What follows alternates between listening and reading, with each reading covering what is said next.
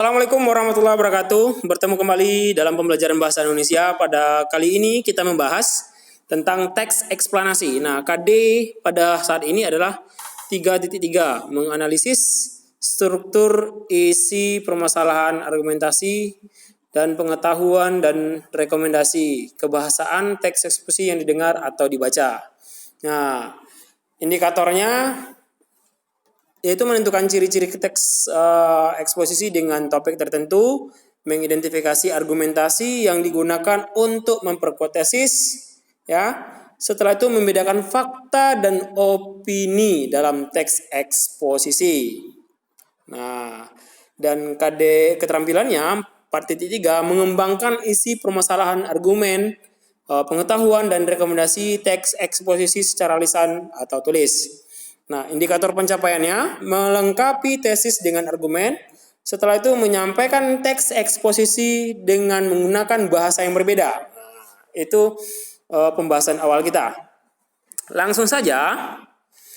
Nah, ini definisi dari teks eksposisi, yaitu suatu teks di mana menuangkan atau mengusulkan suatu pendapat pribadi tentang suatu hal yang di dalamnya ada alasan argumen untuk menguatkan suatu pendapat itu. Nah, itu definisi dari eksposisi, ya. Adapun ciri-cirinya, yang pertama itu bersifat objektif pada pembahasan persoalan dan tidak menggunakan kata atau frasa yang bersifat menarik emosional pembaca sehingga tidak memihak kepada pihak apapun gitu. Nah, yang kedua bersifat informatif gitu. Artinya setelah dibaca, pembaca merasa mendapat informasi tambahan gitu. Ya, itu bersifat informatif gitu. Yang ketiga, ini yang penting, memuat fakta. Fakta dapat berisi data berupa angka. Misalnya tingkat kasus, ya, tracking selama sekali terakhir atau saat ini COVID gitu kan. Ya, COVID, berapa data angkanya gitu selama ini yang dari awal muncul COVID sekarang sampai sekarang ini gitu. Nah, berapa gitu. Setelah menggunakan bahasa baku, nah ini dia yang harus kunci dalam eksposisi, menggunakan bahasa baku dengan ragam laras ilmiah dan gaya bahasa yang lugas gitu. Selain itu, tanda baca juga menjadi acuan ya, ejaan gitu.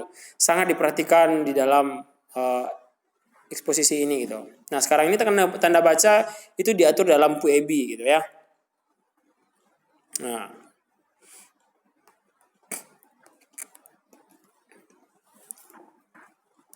setelah itu ya setiap apapun itu memiliki struktur teksnya ya, Pak struktur. Nah, kali ini untuk langkah awal kita singgung sedikit struktur teks eksposisi. Nah, pernyataan pendapat, nah, tesis. Jadi tesis itu pernyataan pendapat. Terus argumen, gagasan ulang, ya itu strukturnya. Yang pertama itu membuka atau mengantar tentang hal-hal yang dilaporkan, nah, pengenalan isu, ya pengenalan isu atau tesis. Yang kedua berisi argumentasi atau pendapat penulis tentang sesuatu itu. Apa pendapat kita? Jadi argumentasi itu adalah pendukung dari tesis gitu, pendukung gitu ya, pendukung tesis gitu. Setelah itu penegasan ulang atau pendapat itu berisi gagasan ulang, pendapat telah dipaparkan pada tahap argumentasi. Nah, ini di dalamnya ada kesimpulan, saran, ajakan gitu. Nah, itu. Ya. Sesuai dengan indikator pencapaian kita tadi membahas ciri, setelah itu mencari fakta di dalam teks eksposisi. Nah, setelah fakta, ya, selama ini kita sudah sering menyampaikan faktanya gitu kan. Setelah itu datanya, opininya gitu kan. Nah, untuk lebih supaya tidak meragukan, nah kita bahas dulu definisi dari fakta itu gitu. Nah, fakta adalah penyampaian yang menampilkan situasi real dari sebuah masalah ataupun kejadian gitu.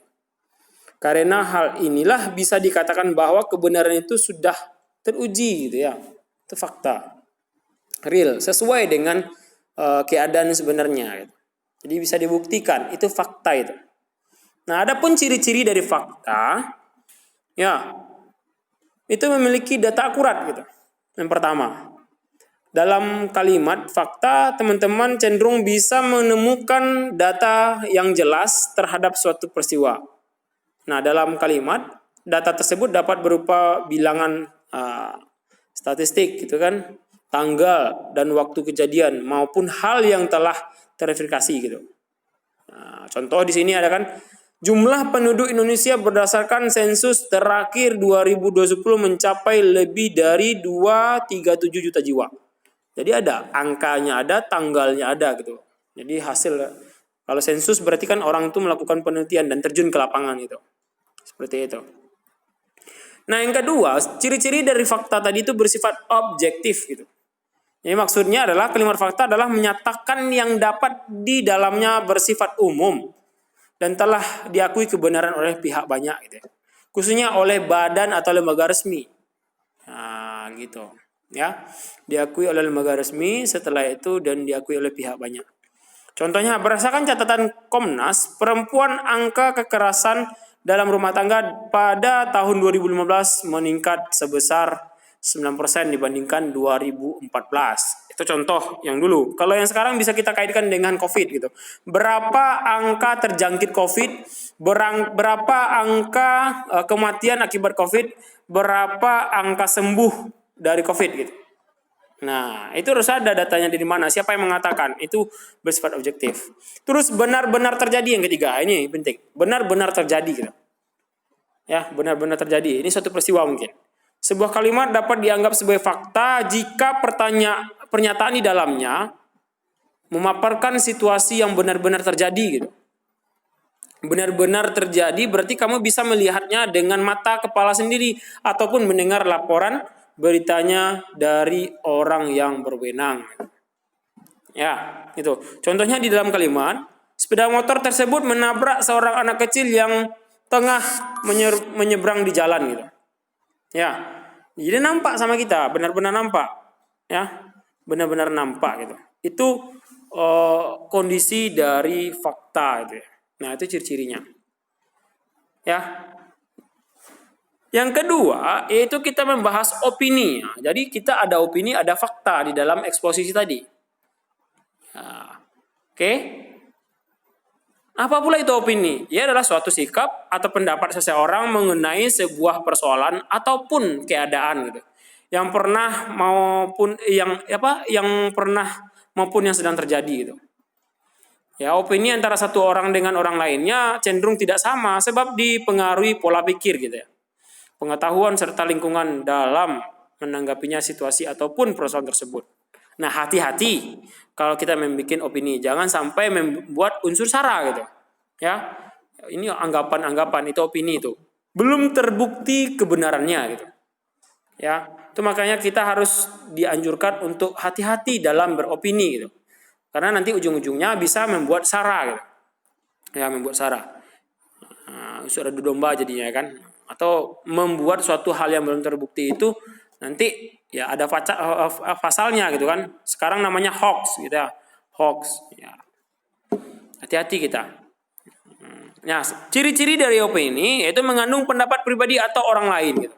Kita boleh berpendapat, boleh gitu kan. Tidak ada yang melarang orang kita berpendapat, tapi pendapatnya itu jangan sampai menjatuhkan atau beranggapan buruk, suzon gitu, ya terhadap yang lain gitu.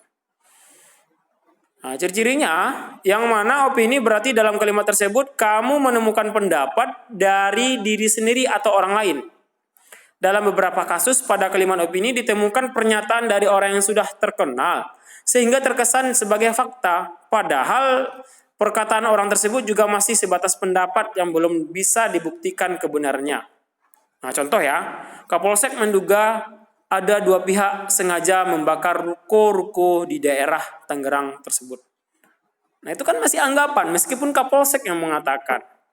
Nah, sekarang ini kasus ada kebakaran Kejaksaan Agung itu. Nah, banyaklah anggapan-anggapan orang apa penyebab kebakaran tersebut itu. Meskipun kalau seandainya ada yang orang-orang yang terkenal atau memang mengatakan ya itu masih baru anggapan gitu ya. Masih baru anggapan, belum terdapat buktinya. Kapan itu terdapat buktinya? Apabila nanti sudah ada penelitian. Nah, opini ini bisa menjadi suatu fakta gitu ya. Ya, opini ini bisa menjadi suatu fakta gitu. Apabila sudah dilakukan penelitiannya gitu. Tim ahlinya turun ke bawah gitu kan, mengidentifikasi. Contohnya polisi gitu kan, polisi kalau menangkap seseorang atau mengusut kasus seseorang, pasti dia melakukan suatu pertanyaan-pertanyaan gitu kan, yang dia rasa anggapannya seperti itu. Nah kan nanti ditanyakan sama pelaku gitu kan. Nah, kalau ada kebenarannya berarti menjadi fakta, gitu. Jadi fakta. Nah yang kedua, ciri-ciri dari opini itu bersifat subjektif. Tadi fakta bersifat objektif ya. Sekarang ini bersifat subjektif. Hampir sama dengan ciri pertama. Ciri kedua pada kalimat opini adalah menyatakan yang dipaparkan dalam satu kalimat cenderung subjektif gitu. Artinya hal yang dikemukakan hanya menurut salah satu pihak sehingga tidak bisa dikatakan netral gitu. Ya, itu. Saya yakin dia berselingkuh dengan pacar saya gitu ya, contohnya gitu. Ya kan? Keyakinan dia saja belum sudah terbukti tapi belum gitu. Ya, belum terbukti. Ya. Apa menyatakan kalau dia itu berselingkuh belum ada gitu kalau dari kalimat ini. Tapi kalau dia katakan saya menemukan bukti messenger, chattingan dia di dalam media sosial, dia nge-spiri dan foto dia, ya yang bukan editan gitu kan, dan diteliti oleh para orang yang mengetahui gitu, baru itu menjadi bukti. Nah, yang ketiga itu memiliki kata-kata yang bersifat relatif gitu ya, relatif. Relatif ini kan bisa berubah-ubah artinya. Pada kalimat opini, kamu akan cenderung menemukan kata yang bersifat relatif. Yang dimaksud relatif di sini adalah kata atau frasa tersebut cenderung bisa berubah bergantung siapa yang mengucapkannya. Kata yang termasuk relatif diantaranya paling ya lebih, agak, atau biasanya. Nah kebanyakan kita ngomong saat ini itu siapa saja yang mau ngomong pasti menggunakan itu paling, lebih, agak, atau biasanya gitu ya. Nah, contohnya itu semakin mendekati hari pelaksanaan pemilihan kepala daerah, biasanya black campaign itu semakin gencar digunakan oleh oknum-oknum yang tidak bertanggung jawab gitu. Ya kan? Itu kan biasanya gitu ya. Biasanya. Sudah menjadi bukti, sudah menjadi fakta, belum lagi. Kapan menjadi faktanya? Ketika nanti sudah ada bukti gitu. Ya. Nah, bukti itu menjadi fakta.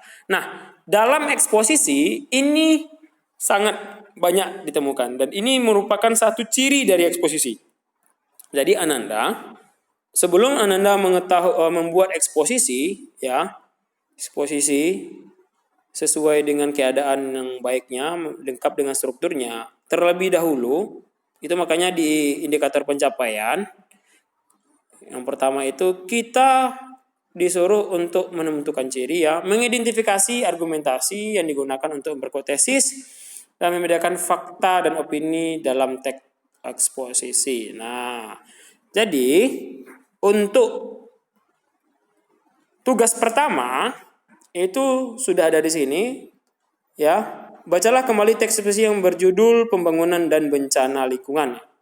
Kemudian datalah 3 kalimat fakta dan 3 kalimat opini. Kerjakan di buku tugasnya, ya. Nah sekarang ini akan Bapak kerjakan Bapak buat di Google Classroom.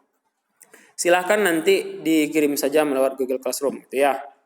Nah, ini tugasnya. Oke Ananda. Setelah itu, yang kedua, melengkapi tesis dengan argumen yang mendukung. Nah, eksposisi dikembangkan berdasarkan gagasan pokok. Nah, seperti pembahasan materi kita yang pertama tentang observasi, di eksposisi juga ada gagasan pokok gitu. Ya, dinyatakan dalam tesis atau pernyataan tersebut. Untuk menggunakan pendapat tersebut, digunakanlah argumen-argumen gitu ya. Pada bagian terdahulu, Ananda menemukan gagasan-gagasan pokok dalam teks pembangunan dan kerukunan lingkungan.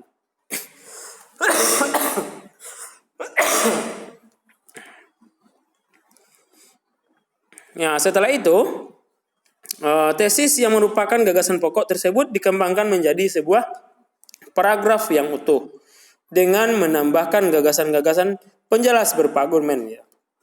Nah, perhatikan contoh pada gagasan pokok di bawah ini ya. Ya, paragraf pertama apa gagasan pokoknya? Untuk menentukan gagasan pokok kita sudah membahas pada materi sebelumnya ya. Nah, jadi tugasnya ada dua, yaitu yang pertama itu menentukan fakta dan opini. Setelah itu menentukan gagasan pokok dan gagasan penjelas pada teks tersebut. Kalau untuk bertanya nanti silakan komentar di kolom komentar ya, dan aplikasi lainnya. Terima kasih. Sampai di sini dulu pembahasan kita tentang eksposisi, indikator pencapaiannya, mengetahui fakta dan opini, ciri-ciri dan melengkapi tesis ya dengan argumen yang mendukung. Assalamualaikum warahmatullahi wabarakatuh.